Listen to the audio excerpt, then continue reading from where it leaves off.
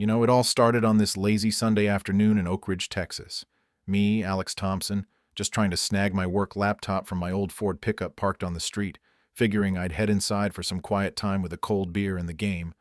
But nope, out of nowhere, this woman storms up like she's the queen of the cul-de-sac. Eyes narrowed, arms crossed, blocking my truck like it's her personal fortress. You think you can just park here, buddy? This violates HOA Rule 52C, subsection 4. Weekend spots too close to the mailboxes, and if you don't move it right now, I'll have it towed and you hauled off in cuffs, she snaps. Her voice that perfect mix of shrill and smug, the kind that makes your blood boil because you know she's loving the power trip. I stood there, arms folded, feeling that familiar federal agent instinct kick in after 12 years on the job. Part annoyance, part curiosity. Because Susan Hargrove, our HOA president, wasn't just nitpicking. She had this gleam in her eye like she'd been waiting for someone to challenge her little empire, built on years of bossing folks around over grass heights and fence colors, all while her husband pulled strings at the county planning office. Deep down, I sensed it wasn't just about the parking. It was her way of flexing, maybe covering up something bigger, like how she jacked up our fees last year without explaining where the money went, leaving families like the Jenkins next door scraping by. So I pulled out my phone, hit record casually. Texas is one-party consent, thank God, and said, calm as could be, "Ma'am, this is a public street. HOA doesn't own it. But go ahead, make your call. Let's see how this plays out." She dials 911 right there, ranting into the phone about trespassing and threats to community order, her face flushing redder with every word, while a crowd gathers, neighbors peeking from porches, whispering about how Susan's done this before, fining the young couple down the block until they sold and left town. Sirens wail closer, and Susan's grinning like she's won the lottery.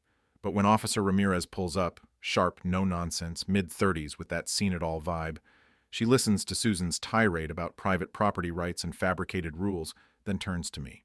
I flash my federal ID, U.S. Interior Department Chief Investigator, and hand it over. "Officer, I'm Alex Thompson. Parked legally to grab work stuff. She's threatening arrest over nothing." Ramirez's eyebrows shoot up as she verifies it, then looks back at Susan, voice steady but edged. "Ma'am, this street's public. HOA can't touch it. And threatening a Fed? That's not smart." The crowd murmurs, and old Mrs. Jenkins steps forward, voice trembling but firm. "Officer, Susan's pulled this on half the neighborhood. Fines for nonsense, meetings where she shuts down questions. My late husband tried complaining once, and suddenly our yard got violation notices nonstop." Susan's face drains of color, sputtering, "This is my community. I have jurisdiction." But you could see the cracks, that smug mask slipping as realization hit. She'd picked the wrong guy to bully. That evening, back home, I couldn't shake it. Why the overreaction? Why the fake rules? So I dug in, laptop open, pulling HOA filings from the state site. And there it was. Numbers not adding up. Fees doubled in 2 years.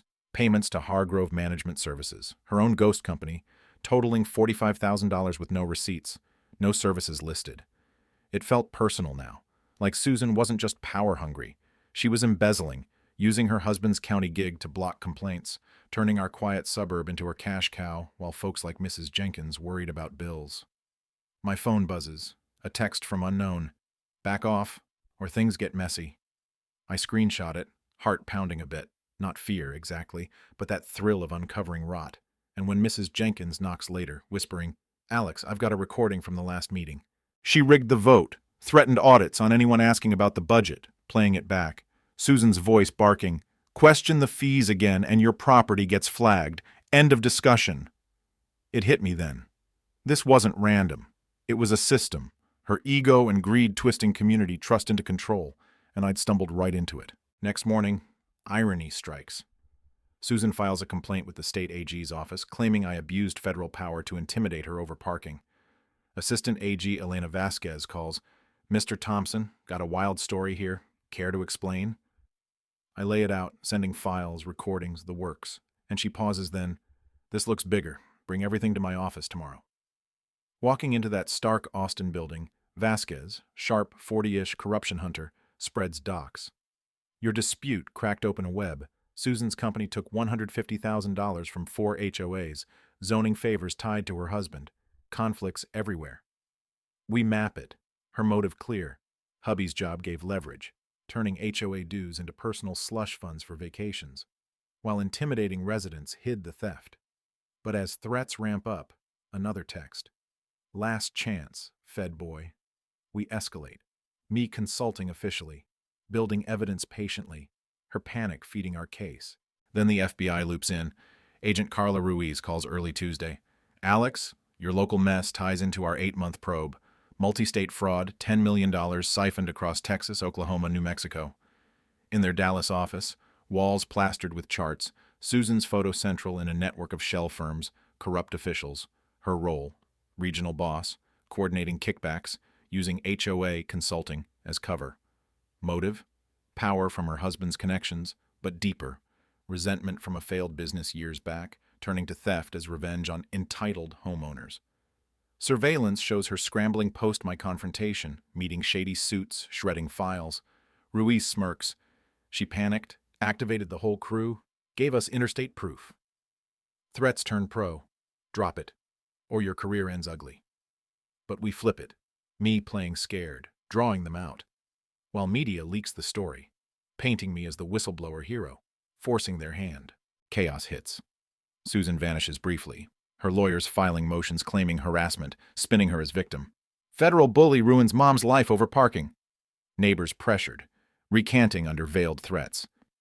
Inner turmoil boils. I question if I overstepped, but Ruiz rallies. This is why we fight. Her greed ruined lives.